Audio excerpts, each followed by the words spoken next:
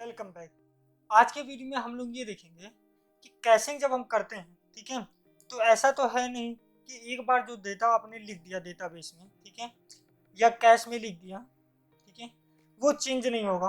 कुछ ना कुछ तो चेंज करना ही पड़ता है, कुछ ना कुछ जो चीज़ डिटेल लिखी हुई है अगर कभी चेंज करना पड़ा तो कैसे चेंजेस होंगे। अगर राइटिंग करना भी पड़ा कैशिंग में तो कैसे राइटिंग होंगी। यूजुअली हम लोग 3 डिफरेंट मेथड को फॉलो करते हैं, 3 डिफरेंट मेथड फॉलो करते हैं। तो आज इस वीडियो में यही देखेंगे। तो पहला जो मेथड है उसे कहते हैं write through cache. Write through cache में क्या होता है, इसमें क्या करते हैं कि देखिए आपका डेटा तो डेटाबेस में भी रहेगा और कैश में भी रहेगा। तो अगर कोई न्यू डिटेल आ रही है, कोई नया डाटा आ रहा है, तो हम एक साथ उसके डेटाबेस में और कैश में भी लिखेंगे। दोनों जगह जब एक साथ लिखते हैं तो उसे कहते हैं राइट थ्रू कैश। इसके एडवांटेज ये हैं कि हमेशा जो रहेगा, कभी भी कैश में कोई ओल्ड डेटा नहीं रहेगा, हमेशा न्यू डेटा आएगा, फ्रेश डेटा आएगा। दूसरा, कंसिस्टेंसी मेंटेन रहेगी, क्योंकि जब दोनों जगह एक साथ लिखा गया है तो कंसिस्टेंसी एकदम हाई रहेगी। लेकिन इससे दिक्कत क्या होगा, इसका डिसएडवांटेज ये है कि अगर कोई चीज़ 2 बार लिखना है तो राइट का प्रोसेस स्लो हो जाएगा, स्लो हो जाएगा। दूसरा, इसमें क्या है, अगर कोई ऐसा एप्लीकेशन है जिसमें बहुत बार चेंजेस करने पड़ रहे हैं या कई बार ज़्यादा नया डाटा बार बार यूज करना पड़ रहा है तो वहाँ पर ये नहीं यूज किया जा सकता। राइट इंटेंसिव एप्लीकेशन में इसको नहीं यूज किया जा सकता। आई होप आपको समझ में आया, क्योंकि बार बार राइट करेंगे और राइटिंग करना यहाँ स्लोवर है, क्योंकि ये पहले तो सिर्फ डेटाबेस में जाके कोई चेंज करना पड़ता था, यहाँ पर तो कैश में भी जाके चेंज करना पड़ेगा। तो अगर राइटिंग एप्लीकेशन है तो ये वाला कैश स्ट्रेटजी नहीं यूज किया जाता है। उसके अलावा दूसरा कौन सा है, उसे कहते हैं right around cash. Right around cash क्या होता है, बेसिकली राइट अराउंड कैश में क्या करते हैं, देखिए आपके पास एक कैश है और एक डेटाबेस है, ठीक है। तो जब भी कोई नया डेटा आएगा तो वो कहाँ लिखा जाएगा, वो डायरेक्टली डेटाबेस में लिखा जाएगा। और नेक्स्ट टाइम जब कोई इंसान आएगा, ठीक है, पर्सन आएगा, उसको ये डेटा चाहिए तो वो क्या करेगा, वो सबसे पहले जाएगा कैश में चेक करेगा। कैश में वो डेटा नहीं होगा और इस कंडीशन को कहते हैं कैश मिस। और जब कभी भी कैश मिस कंडीशन आ जाती है तो क्या होता है, उस डेटा को डेटाबेस से लाया जाता है और इस बार उसको कैश में स्टोर कर लिया जाता है और फिर उस पर्सन को दे दिया जाता है। इसके कारण क्या होता है, इसमें कुछ फ़ायदे ये हैं कि डायरेक्टली आप एक ही बार लिख रहे हो और वो भी डेटाबेस में, तो राइट जो होता है इसमें फास्टर होता है as compare to write through cache के।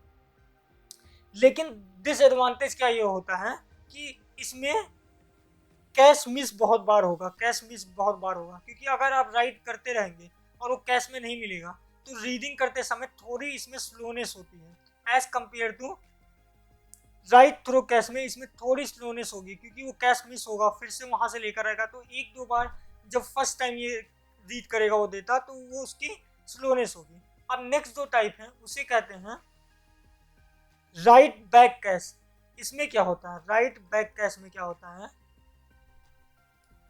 कि आप जो डेटा है, कोई चीज़ चेंज कर रहे हो डेटा, तो वो यहाँ पर ये है और यहाँ डेटाबेस है, तो सबसे पहले उसको कैश में लिखा जाएगा, जिसके कारण क्या होगा, सुपर फास्ट स्पीड में राइटिंग होगी, सुपर फास्ट स्पीड में, सुपर फास्ट राइट बहुत तेजी से इस एप्लीकेशन में होगा।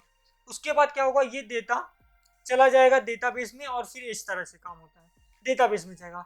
लेकिन इसमें एक डिसएडवांटेज क्या है कि मान लीजिए आपने कोई डेटा लिखा और कैश उस समय, अभी उसने कैश के पास डेटा आया, अभी उसने डेटाबेस में वो डेटा डाला नहीं, उससे पहले कैश में कोई एरर आ गया, कोई प्रॉब्लम आ गया, तो क्या होगा, आपका डेटा लॉस हो जाएगा। तो यहाँ डेटा लॉस होने की प्रोबेबिलिटी बढ़ जाती है, आपको ये समझ में आ गया होगा। लेकिन आप इतना सोच रहे होंगे कि हम सब कुछ ऐसे कैश में लिखते चले जाएंगे, कैश के पास इतनी ढेर सारी मेमोरी है, नहीं, कैश के पास लिमिटेड मेमोरी होता है। मान लीजिए कैश के पास एक लिमिटेड मेमोरी है जिसमें 100 एंट्री डाली जा सकती है, ठीक है।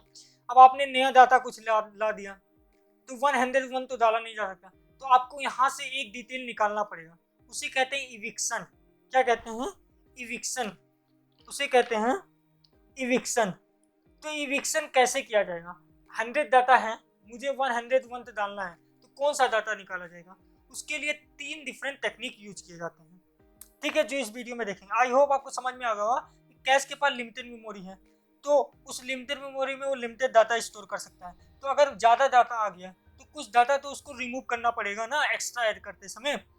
तो उसके लिए इविक्शन मेथड होते हैं और 3 इविक्शन मेथड होते हैं। पहला होता है फीफो। अगर आपके पास ढेर सारे डाटा हैं ऐसे 100 डाटा है इसमें और 101 आया, तो जो पहला सबसे डाटा एंटर हुआ होगा उसको यहाँ से रिमूव कर देंगे, इसको कहते हैं फीफो। दूसरा होता है लीफो। इसमें क्या होता है कि अगर आपके पास 100 डाटा है और 101 आया, तो जो 100 नंबर वाला होगा, जो सबसे लास्ट में एंट्री लिया होगा, उसको रिमूव कर देंगे, लास्ट एंट्री रिमूव कर देंगे। लेकिन जो सबसे ज़्यादा यूज किया जाता है वो होता है LRU, least recently use, least recently use. इसमें क्या होता है कि आपके पास 100 डाटा है और 101 आ रहा है, तो इसमें वो डाटा ढूंढा जाएगा जो डाटा सबसे कम यूज होता है, जो सबसे कम बार में यूज होता है, उस डाटा को रिमूव कर दिया जाएगा। आई होप आपको समझ में आ गया होगा कि मैं कहना क्या चाहता हूँ। कैसे की स्ट्रेटजी यूज की जाती है जब भी कोई नया डाटा लिखना होता है। इसमें 3 तरीका होता है। पहला राइट थ्रू कैश, इसमें एक साथ डाटाबेस और कैश दोनों पे लिखा जाता है, लेकिन इसके कारण कंसिस्टेंसी तो बहुत हाई हो जाती है लेकिन राइटिंग स्लो हो जाती है। इसलिए राइट जहाँ पर बहुत ज़्यादा बार रिटेन करना होता है वहाँ पर ये वाली स्ट्रेटजी नहीं यूज की जाती है। फिर राइट अराउंड कैश, जिसमें डायरेक्टली डाटाबेस में लिखा जाता है, तो इसमें राइटिंग थोड़ी फास्टर हो जाती है लेकिन रीडिंग करते समय कैश मिस बहुत बार होगा, इसी कारण पहली टाइम रीडिंग करते समय इसमें स्लोनेस आएगी।